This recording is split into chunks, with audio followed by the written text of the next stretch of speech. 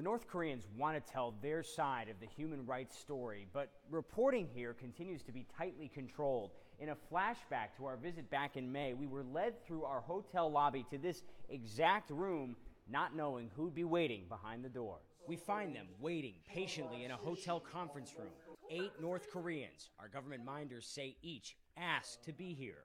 Asked to defend their country and Supreme Leader Kim Jong-un from what they call unfair attacks on the regime's human rights record. Angry North Korean diplomats stormed out of a UN hearing in April. Anger made worse last week when the United Nations opened a field office in enemy territory, South Korea. The office will investigate accusations of human rights abuses across North Korea. They're saying on TV our prisons are a living hell. If that's true, how could they survive? Asked So Young-min.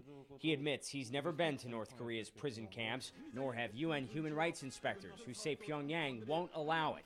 More accusations of human rights abuse involving North Koreans working abroad. This defector says they were treated like state-sponsored slaves, working grueling hours in places like the Middle East, with most or all of their compensation going back to the North Korean government.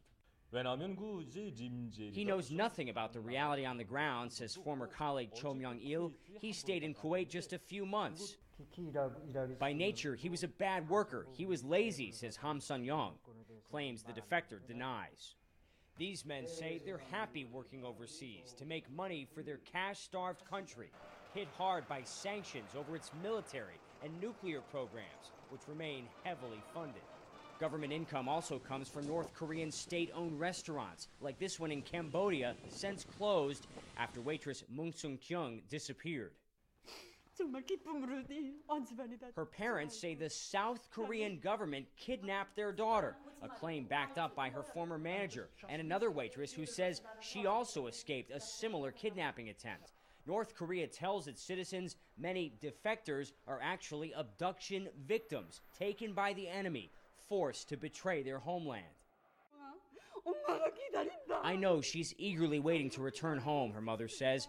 I strongly curse the agents who kidnapped my daughter.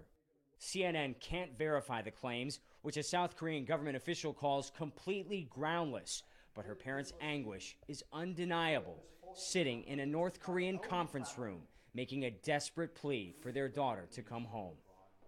We asked to venture outside the hotel, to go to her family's home, but were told that would be impossible.